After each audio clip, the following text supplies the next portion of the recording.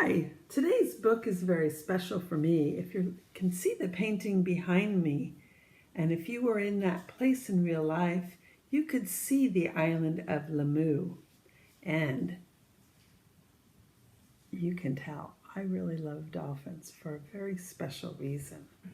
So our book today is called The Rainbow Bridge, and it is written by Audrey Wood and illustrated, actually not illustrated, these are paintings by a man named Robert Florzak, and he actually signed this book, so this is a very special book. It was written in 1995, so you could go do the math. I don't think you were alive, and maybe check and see who in your family was alive in 1995. So here's the title page, The Rainbow Bridge.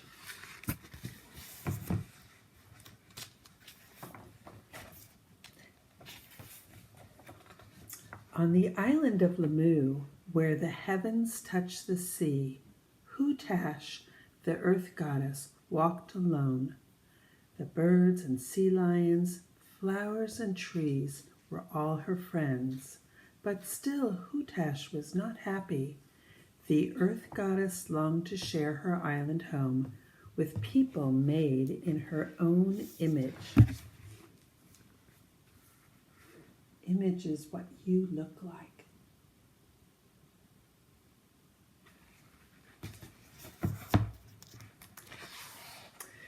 When the time was right, Hutash climbed the highest mountain of Lamu and gathered seeds from a sacred plant. Casting the seeds before her, she spoke, "As there are seeds scattered upon the earth, so shall there be people." The seeds took root with the fertile soil and grew into plants. But when they opened, instead of flowering, people, male and female, young and old, stepped forth. This was the beginning of the Chumash tribe.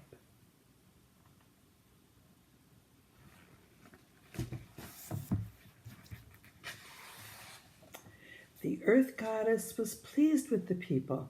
They were like her, and she loved them. That night, Hutash raised her arms and called to her husband, the Milky Way.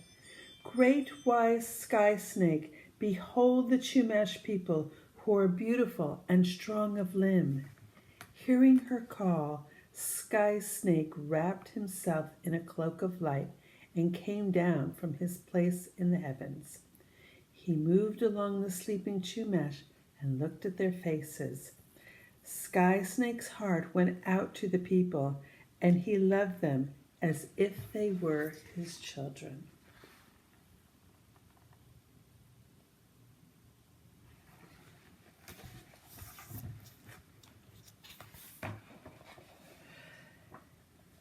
"It is true," he said, "the Chumash are strong and beautiful, but see how they sleep on the cold ground and have no warm food to eat."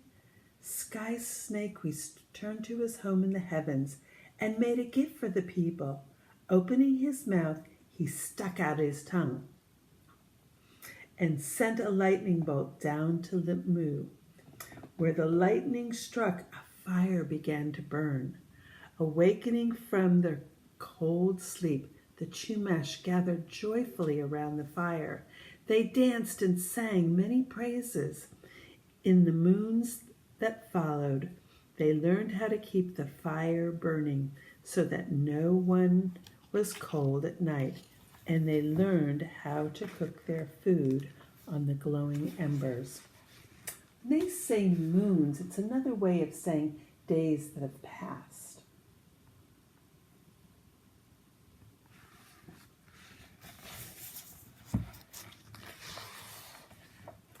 Now the Chumash grew in number until the village became busy and crowded.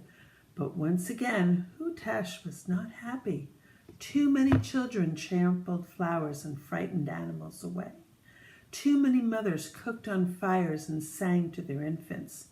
Too many fathers chanted and danced into the night. The earth goddess could not sleep. Her eyes were red and swollen. Her head throbbed from so much noise. Something had to be done. Hutash entered the village to talk to the Chumash people, but one after another they would not listen. Everyone was too loud and busy.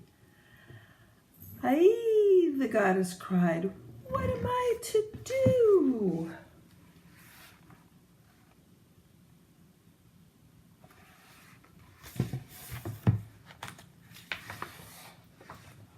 In the shade of a hut, a boy and girl were quietly weaving baskets. The two friends recognized the goddess and saw that she was weary, so they invited her inside. The girl offered the goddess a bowl of acorn porridge. The boy filled a seashell with spring water and set it before her. Hutash tasted the porridge and then spoke. "Tell the people that Lamu has grown crowded. In 3 days, half of you must leave and go to the land across the water. The other half may stay on my island."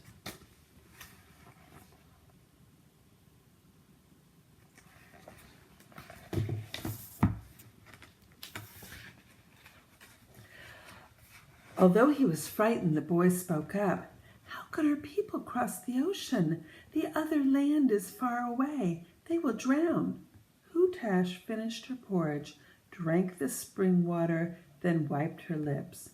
"Tell the people that in 3 days I will build them a bridge," she said. "Those who have chosen to leave will cross over the water on my bridge." Without looking back, the goddess left the hut and climbed the highest mountain on Lamu. When the boy and the girl showed their people the bowl Hutash had eaten from and the seashell from which she had quenched her thirst, the Chumash listened. That day they held a great council and decided who should go to the new land and who should remain on Lamu. A council is like a meeting.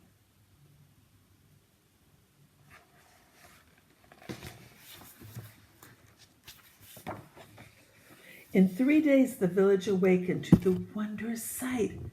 A rainbow bridge stretched from the highest mountain on Lamu to the highest mountain on the land across the water. This is just like the cover.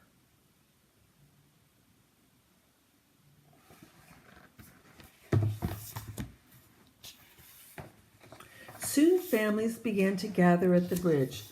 The girl's family was first in line. The boy's family followed behind. When it came time to cross over, some of the Chumash were afraid, so Hutash gave them her blessing. "Go forth and fill the world with many children," she said. With her blessing in their ears, the people began their journey across the rainbow.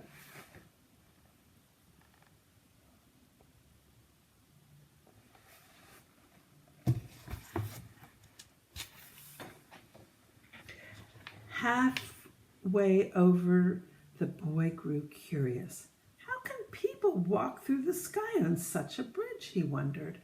Looking down through the rainbow at the rolling waves and the swirling fog, the boy grew dizzy. Although he tried to walk straight, he lost his balance and tumbled off the bridge. As he fell, he called out to the girl for help, but she could not hear. The boy was not alone. Some of the other Chumash also had looked down and were falling into the sea.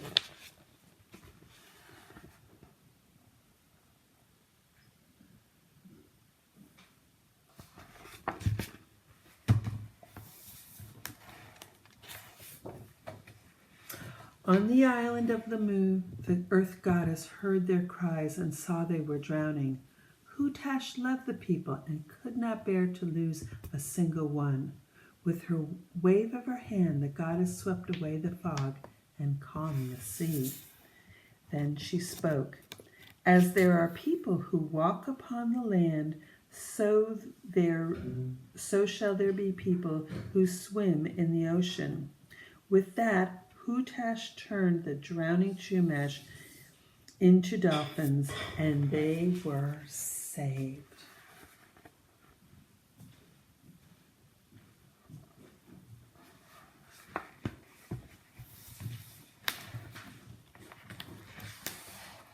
As the last person stepped off the bridge onto the new land, the earth goddess pursed her lips and blew into the sky.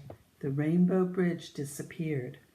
Hutash looked about her and was pleased. Peace and happiness had returned to the island of Lamu.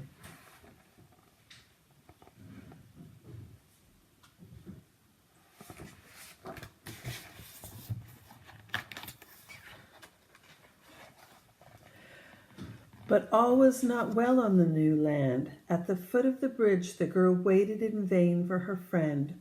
When the rainbow bridge disappeared, she knew he had fallen into the ocean, and she feared he was drowning. Bitter tears fell from the girl's eyes as she ran down the mountain across the beach and dove into the sea. She called out to her friend, hoping he would hear, but the boy was nowhere in sight.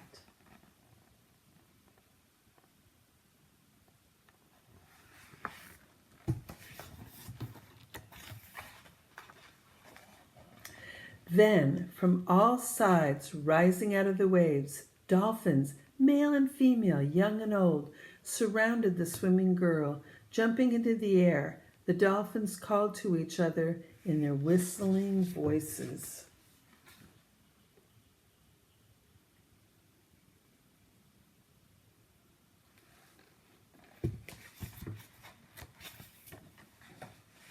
One young dolphin boldly swam closer than all the rest.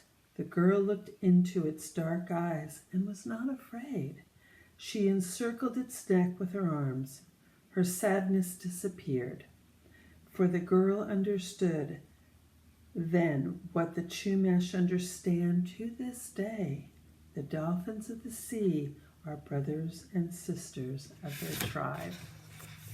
And if you ever happen to be in Santa Barbara, California, and go to the foot of the pier, you'll see a beautiful dolphin statue done by an artist called Bud Bottoms.